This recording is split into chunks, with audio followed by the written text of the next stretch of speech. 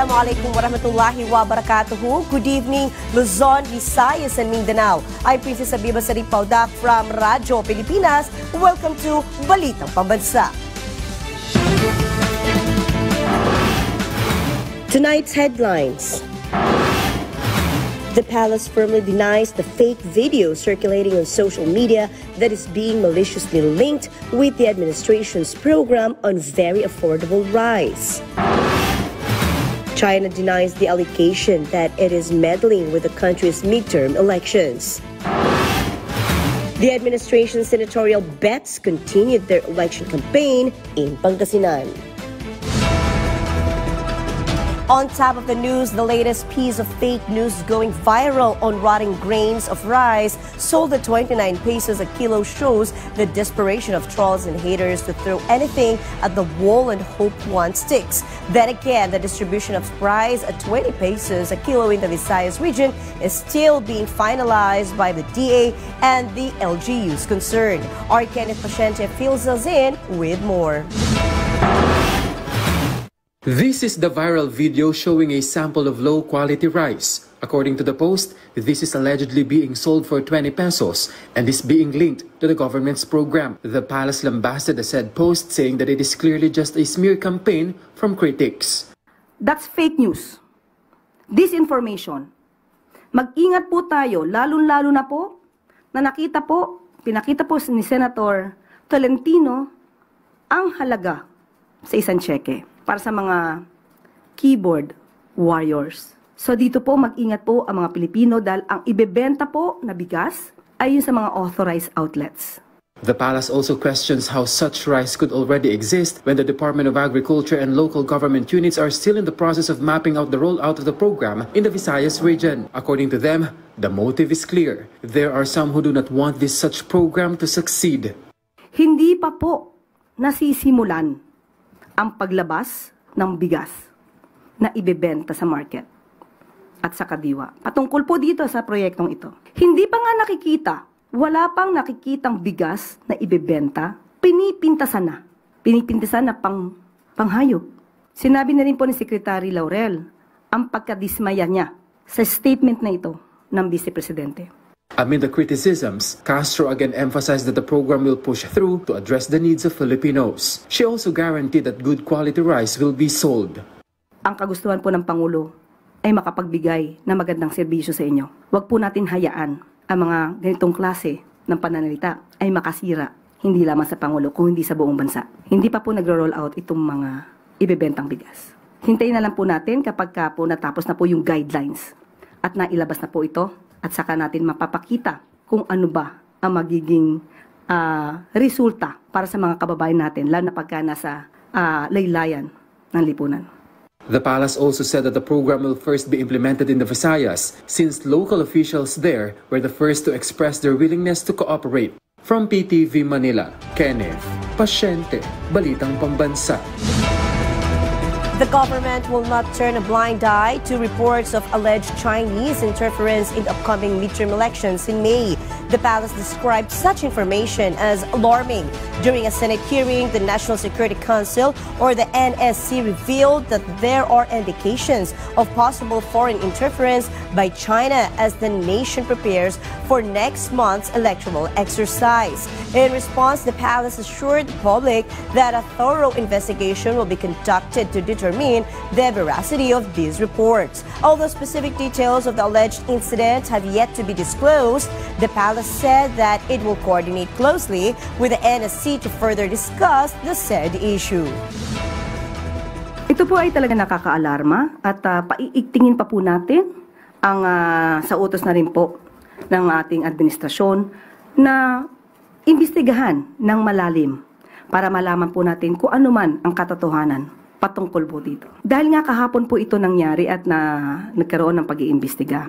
Nakarating na po ito sa Pangulo, kaya po kailangan po talaga ng maagaran, mas malalim na pag-iimbestiga. In response to the National Security Council statement indicating that state-sponsored information operations from China are being conducted in the Philippines and are allegedly interfering in the forthcoming elections, China has denied the said allegation, rejecting the NSC's claim. PTV's Patrick Nisus has the full details. China has denied any plans to interfere with the upcoming elections in the Philippines. According to the spokesperson of the Chinese Foreign Ministry, they have no interest in meddling with the Philippine elections.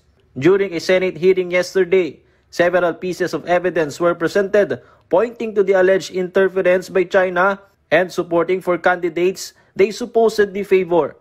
Included was a contract allegedly entered into by a Philippine corporation wherein the Embassy of China was reportedly involved to provide so-called keyboard warriors. The National Security Council or NSC insists that the evidence is wrong. We are very alarmed about this situation kasi nga lumalabas dun sa pasabog ni Senator Tolentino na hindi lang naman pro-China narratives yung ginagawa ng troll farm. There's also clear intention to interfere in Philippine politics doon sa pinakita niya. So we will work closely with the National Bureau of Investigation para makapag-case build up. Kasi nga may mga cohort sila sa Pilipino. This has already reached the President. Ito po ay talaga nakakaalarma at paiigtingin pa po natin ang sa utos na rin po ng ating administrasyon na imbestigahan ng malalim para malaman po natin kung ano man ang katotohanan patungkol po dito. For a former official of the Armed Forces of the Philippines, it is important to thoroughly investigate the evidence presented as they may constitute a violation of the law. Hindi mo na kailangan talunin yung army kasi hawak mo na yung leader. Number 1 yun sa doctrine ng China. The key leaders, the influencers, hawakan mo lahat yan. At yan ay fundingan mo. Kasi pag nakuha mo na yan, hindi mo na kailangan talunin yung armed forces. Meanwhile, the Philippine Navy confirmed that another submersible drone was recovered in Sabtang, Batanes last February, earlier this year. Complete specimen siya, pero luma na rin siya. And we suspect na parehas ang capability sa iba. This is now the 6th submersible drone recovered from various parts of Philippine waters since 2022.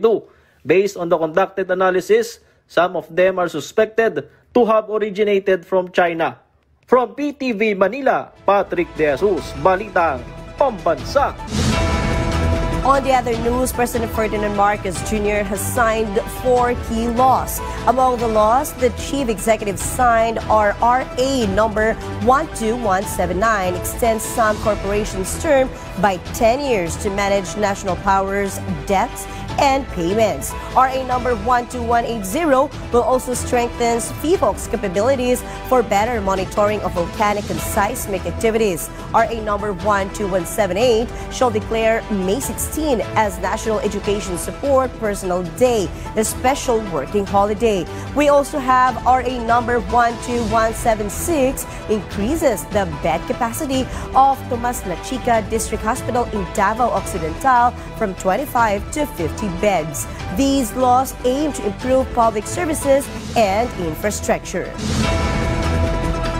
President Ferdinand Marcos Jr. has issued a new executive order to issue digital nomad visas to non-immigrant foreigners who want to enter or temporarily stay in the Philippines. Under the Executive Order number 86, the Chief Executive authorized the Department of Foreign Affairs or DFA to issue digital nomad visas to non-immigrant foreigners who want to enter or temporarily stay in the Philippines. Signed on April 24, this order seeks to further boost the country's tourism and economy and establish a legal framework to facilitate the entry of digital nomads or foreigners seeking to reside and work remotely in the Philippines for over a short period. A digital nomad is a person who works remotely using technology, often relying on the internet and mobile devices for connectivity.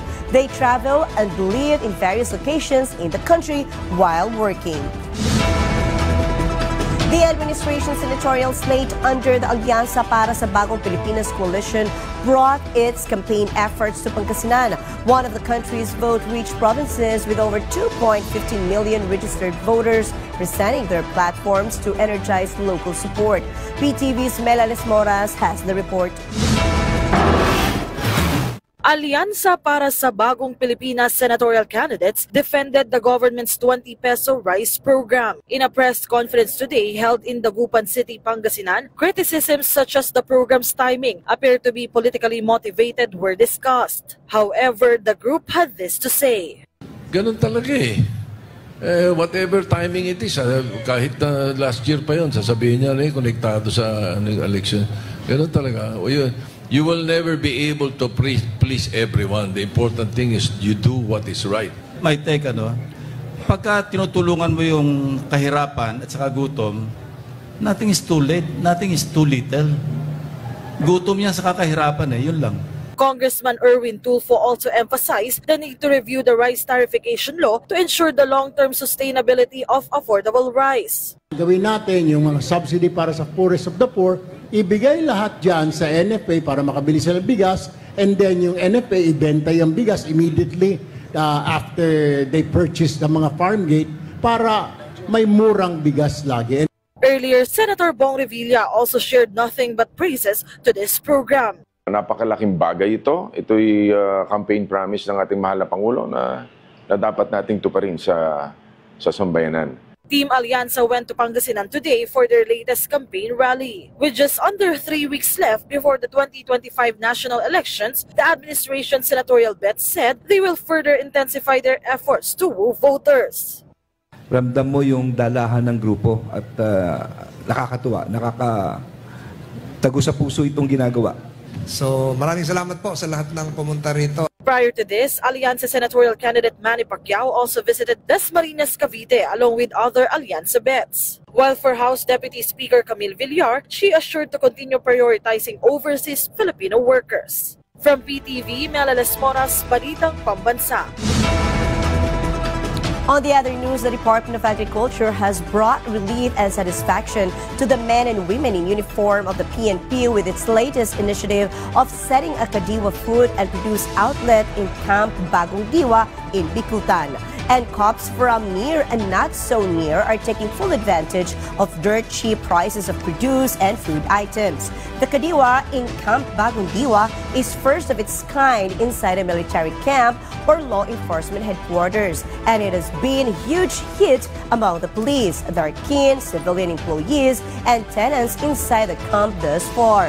A wide array of veggies from cabbage, lettuce, pechay, okra, bottle gourd, bell pepper, celery, and chayote is also available and on sale in abundant supply. Prices range from 40 pesos a kilo to 150 pesos for bell peppers. Rice sells for 29 to 35 per the NFA variety. Okay naman po so far. May bili naman po. Kaka-start lang din po ng selling namin. So far maganda rin naman po. May bumibili rin naman. Nakatulong din sila sa mga farmers namin.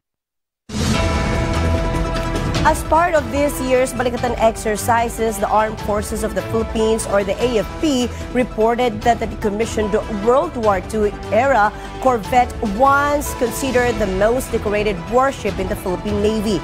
The old BRP Miguel Malvar is set to be used as a target and sunk during the joint military drills. The vessel, originally a United States Navy ship from the 1940s, also served under the Republic of Vietnam Navy before it was turned over to the Philippine Navy in the 1970s.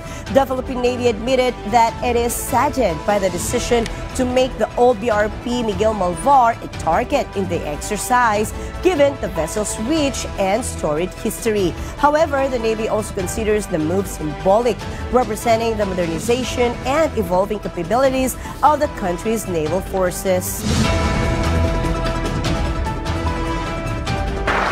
Ang agrarian reform program ay dapat magpatuloy. Agrarian reform is not only about acquisition, but also about support services and distribution. There will be more to come in Region 1.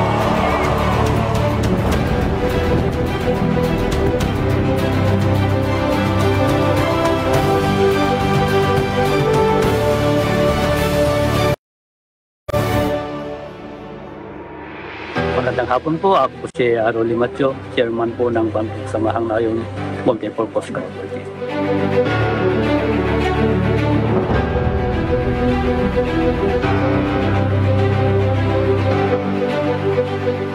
Napakalaking tulong kasi hindi na po kami nag-hire ng pang-deliver at saka hindi na nade-delay yung ating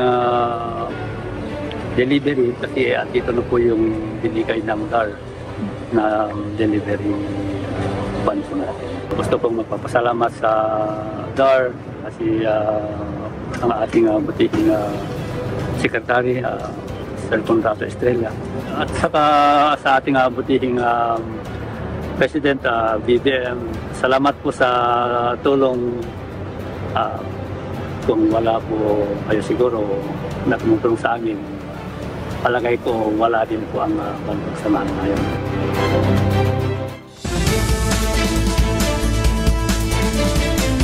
And we are back. Migrant Filipino workers receive an array of services and incentives from the government. Among them, counseling from the Commission on Filipinos Overseas on issues concerning Filipinos seeking to engage in interracial relationship or marriages. Likewise, the Interagency on Human Trafficking also offers migrant workers free consultations and counseling. For its part, the CFO is glad to inform all migrant workers of a global hotline to soon serve OFWs around the world via 24/7 availability. If it takes an entire village to raise a child, what does a single mother or parent need to have to go it alone or rear her kid on her own? All the help she can muster. Hence, single parents deserve all the plaudits for the Herculean task of raising children by the dint of their own sweat, pain, tears, and hard work. To honor their hard work and role in keeping their communities whole and sane by raising their kids on the straight and narrows, the DSWD is offering free train rides on the MRT3 railway line the entire day tomorrow, April 26. This is the part of the agency's commitment in celebrating Solo Parent Week to include hosting a one-stop shop caravan in the city of Mandaluyong, where single moms or dads can avail or enjoy various freebies and services from various government agencies, such as Solo Parent Identification Cards, to name one. While the country's regulatory body for franchising admitted that the recent move by the U.S. President Donald Trump on tariffs will have a muted effect on franchise brands, the group reported that the country's franchising sector is expected to grow by up to 10%. These and more in tonight's Business Wrap from the Philippine News Agency.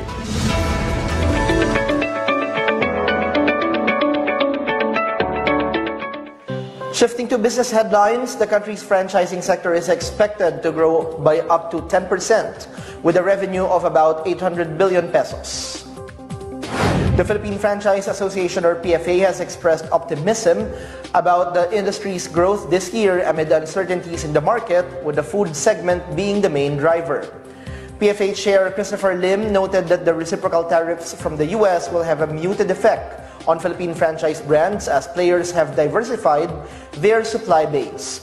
PFA Director Shedel Quintana says there are around 120,000 Filipino franchise outlets to date, still lower than the pre-pandemic level of about 200,000 franchise stores.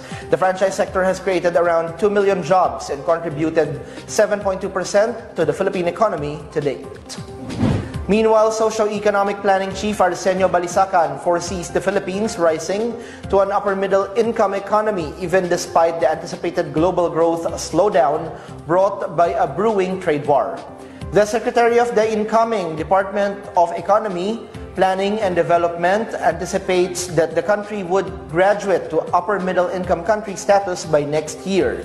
Balisacan says this is assuming that the country's gross domestic product will expand by 6%, the lower end of the Marcos administration's growth target this year. He noted that the Philippines is unlikely to hit the higher end of the target due to the U.S. reciprocal tariffs causing global uncertainties. The Philippines is classified by the World Bank as a lower middle income economy with a gross national income per capita at $3,950 as of 2022. That's a wrap for this week's Miskas Headlines. Happy weekend, everyone. From the Philippine News Agency, I'm Benj Bondok for Balitang Pambansa. Thank you, Benj Bondok. And anyway, on the other news, the Bangsamoro Autonomous Region in Muslim Mindanao, or BARM, expressed solidarity with the Catholic community in mourning the loss of Pope Francis. Lian Bolongon of Philippine Information Agency Sergeant has the details. The Bangsamoro government on Tuesday, April 22, expressed its solidarity with the Roman Catholic community in the region following the death of Pope Francis. Interim Chief Minister Abdul Rauf Makakua said in a statement that the Bangsamoro government stands in solidarity with the Roman Catholics as he reaffirmed his commitment to fostering a society where peace and mutual respect are the cornerstones of the Bangsamoro. Makakua stated that the news of Pope Francis' passing has brought profound sadness and grief not only to the country but also to the entire world, as he was a symbol of hope and a relentless advocate for peace, justice, and interfaith dialogue. Makakua also emphasized that Pope Francis served as a source of moral clarity, continuously urging world leaders to turn away from war and to pursue peaceful resolutions instead, as evident with his persistent and heartfelt appeals for peace in the Middle East, especially in the face of atrocities in Palestine. On Easter Monday, April 21, the Vatican announced that Pope Francis passed away peacefully at his residence in the Casa Santa Marta, Vatican City. He was 88. The Pope, whose birth name is George Mario Bergoglio, was born in Buenos Aires, Argentina. He chose the papal name Pope Francis in honor of Saint Francis of Assisi, who inspired him to embrace a life of poverty.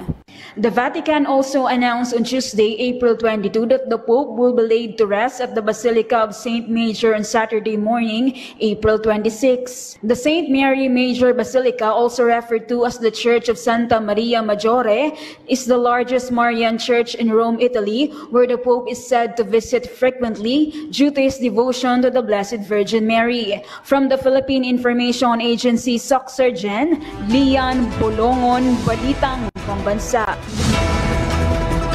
The European Union, or EU, officially launched its election observation mission to the Philippines, which is the first time it will be deploying such mission in the country. Jomalyn Doctolero of Philippine Information Agency, NCR, has more. The European Union officially launched its election observation mission to the Philippines, marking the first time the EU will deploy such a mission in the country in time for the May 12, 2025 midterm elections. EU Chief Observer Marta Temido highlighted the significance of the mission in strengthening EU-Philippines relations. She said the event is an important milestone, noting that the EU was invited by the Philippine authorities and the Commission on Elections to observe the 2025 national, midterm, and local elections. Our role is to observe, to assess, and to support democratic standards, independently and without interfering in the process. The mission consists of a core team of 12 experts based in Manila and 72 long-term observers deployed in 36 teams across the country since April 16. An additional 104 short-term observers will join in early May, bringing the total to approximately 200 observers from EU member states, Canada, Norway, and Switzerland. The EU's observation methodology includes an assessment of various aspects of the electoral process, including the legal framework, campaign finance, media coverage, and respect for fundamental freedoms. Temido reiterated the EU's commitment to supporting democratic governance and fostering cooperation with the Philippines. The preliminary findings of the mission will be publicly presented on May 14, 2025, and a comprehensive final report will follow 2 months after the elections, detailing recommendations for improving future electoral processes. From the Philippine Information Agency National Capital Region, Jomalyn Doctolero, Balitang Pambansa.